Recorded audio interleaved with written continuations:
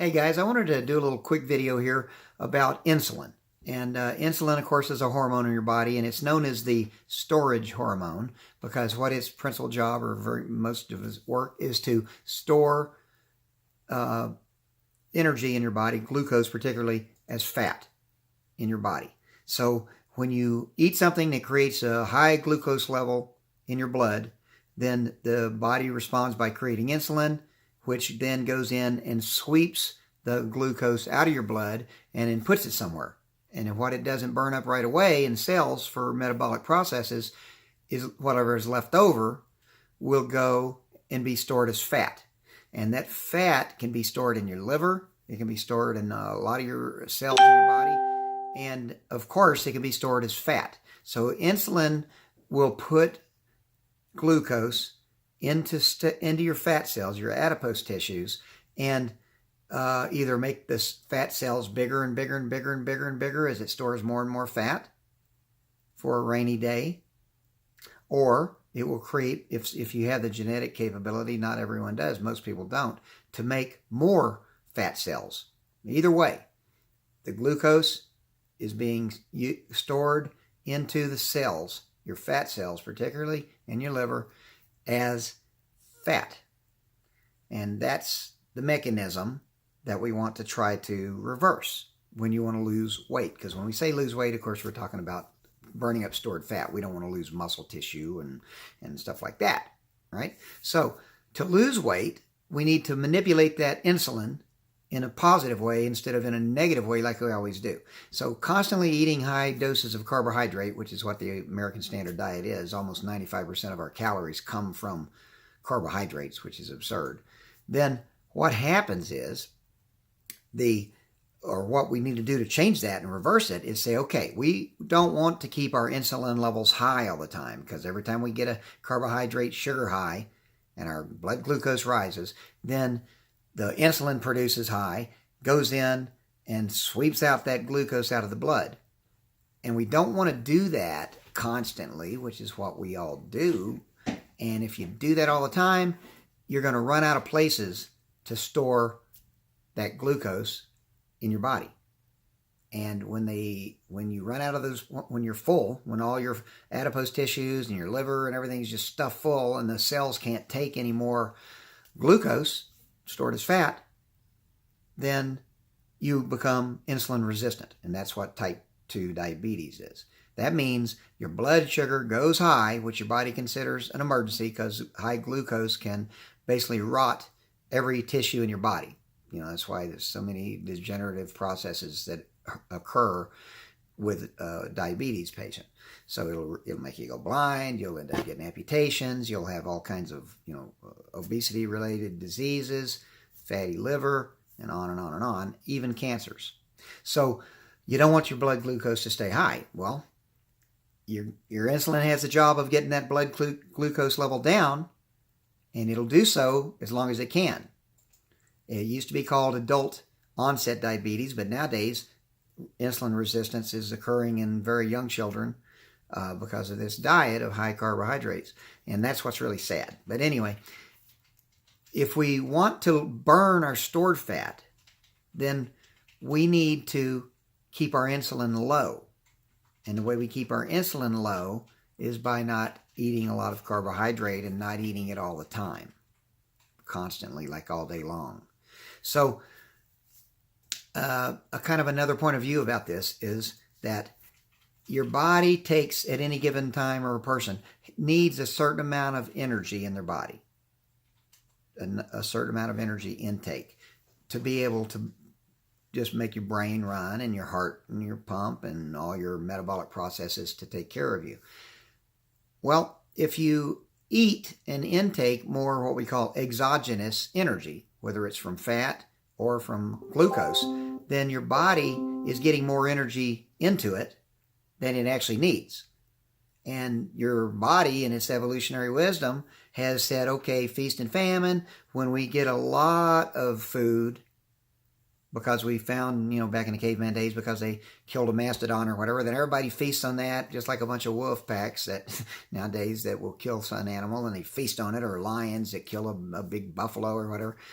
and then they don't eat anything maybe for another few days or a week because it's just few and far between those meals. Well, it would take, during that period of time when you're eating and you have an abundance of food, it will take that food and use what it needs for your metabolic processes and your energy level and everything at the moment. But then everything that's left over, it'll say, I'm going to take this and store it for a rainy day. Well, those rainy days don't come anymore for us. So our body doesn't know that. We're still cavemen as far as our evolution is concerned. So our bodies still take the excess energy that we eat every day and stores it away for a rainy day. And the rainy day never comes, so those stores get full, and they just keep on adding to them. And we get fatter and fatter and fatter and fatter. And that's how all the breakdown occurs, because eventually, when we get too fat, the insulin won't work anymore. There's no other place for the glucose to go, so the insulin sweeps it out of your blood, but there's no place for it to go because everywhere the insulin wants to put the glucose is already full, and it says no, it turns them away. We can't do it. So then your insulin stops being effective, and your blood glucose goes up, your insulin goes up, but then they stay there, because if the insulin can't work, it can't get the blood glucose out of your blood so that it stays in your blood, and your insulin's high at the same time because it's not working.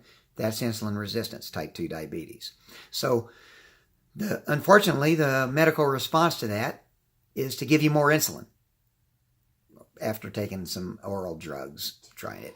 So you get more insulin at a more advanced stage of type 2 diabetes, and the doctors say, okay, for a little while that works, but then it stops working because you become even more insulin resistant, because that extra insulin just apparently gives it a little bit more power to, shove a few more, a few more molecules of glucose into those cells, the fat cells, but it's still hard. So once that stops working, you go back to the doctor. Now, because yet again, your glucose is too high, which will erode your body and corrode everything in your body and melt all the tissues in your body eventually.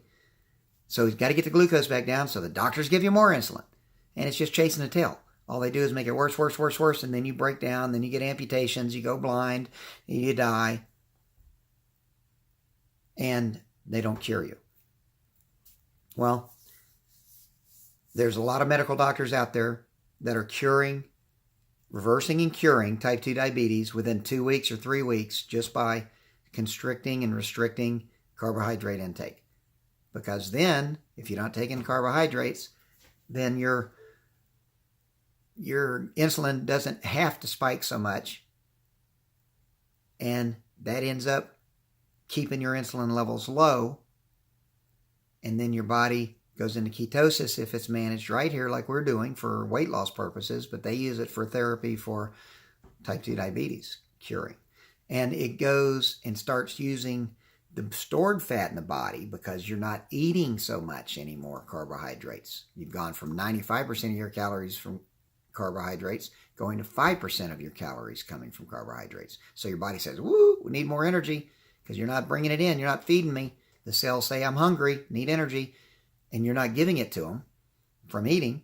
So it says, okay, I'm going to go to the storage places where I put that, because the body's intelligent. It knows it's stored fat for a rainy day. Well, now they got a rainy day that we created by just not stuffing our faces with extra carbohydrates like we do. So now your body goes to the storage area to make up for the deficit. The other 95 or 90% of that it's used to getting from carbohydrates, now it goes and gets it from your stored fat when you're in ketosis, because now you become a fat burner. Okay, so that's how it kind of works. And just want to let you know so you think about that in terms of insulin, because our key is to not spike our insulin and not to keep it at a high level. And that's the way we accomplish that is by reducing our carbohydrate intake greatly. And after 48, 72 hours, we go into ketosis, which means our body starts being able to burn fat for energy instead of glucose. When insulin's present in any significant amount, then your body cannot burn stored fat. And even if you're in ketosis, you still, if you eat too much fat in your diet, then you're getting plenty of energy from your outside ingestion, from the exogenous sources. Then your body doesn't need to go tap in there. So even though you're in ketosis and you're a fat burner, if you eat too much fat, you're still not going to lose weight because it's not going to go in and use up the stored fat. So just think of it like that. A give and take. And we're, instead of manipulating it the wrong way by eating too much energy all the time in carbohydrates and ended up, ruining our bodies and putting us into this fat storage mode all the time constantly, and our insulin and blood glucose was, spiking constantly.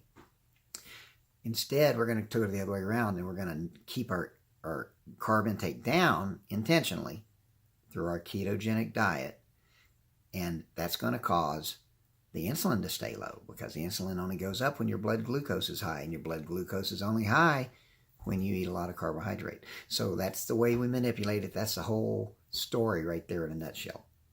And then if we do that for a month, 2 months, 3 months, 4 months, we'll burn off. In 4 months, I lost 49.5 pounds, a little over 4 months. I know a lot of people that have lost 30 pounds. Even Andy's lost. How many pounds, Andy? About 30 pounds in the same 4.5 months.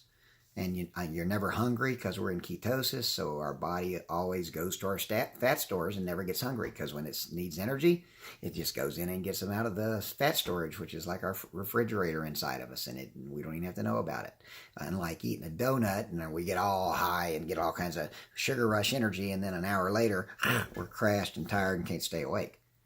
So we're not having those when you're in ketosis, because you're not having these big spikes of glucose and then spikes of insulin, which brings your glucose back down, sometimes even way too low, which is, hyper glycemic, which means too low, or one of those. So bottom line is, you want to cut your carbs so you don't spike your insulin, so your body has to get the remainder of energy that it's now in a deficit because you're not eating enough, and it goes into your body and takes the stored fat, because you're in ketosis, and burns that stored fat to make up for the energy, and you lose weight. All right, next time.